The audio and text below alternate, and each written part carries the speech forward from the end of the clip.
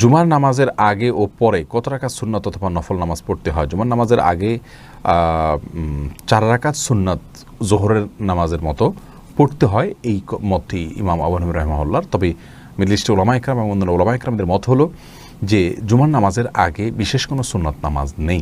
জুমার নামাজের আগে আপনি মসজিদে প্রবেশে যে 2 রাকাত নামাজ, এটা অন্য সময়ের মতো জুমার সময় পড়বেন, আর জুমার ফরজ নামাজ সরাসরি পড়বেন।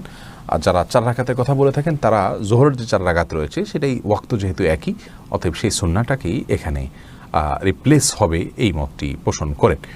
আর জুমার পরে মসজিদে যদি সালাত আদায় করেন তাহলে 4 রাকাত নামাজ পড়বেন। এর বাইরে আর অতিরিক্ত নামাজ পড়াটা সুন্নাহ নয়। তবে সুনানে জায়েদা রয়েছে কিছু এবং প্রাসঙ্গিক আরও কিছু নামাজ রয়েছে, কিন্তু মূল নামাজ হলো এটুকুই।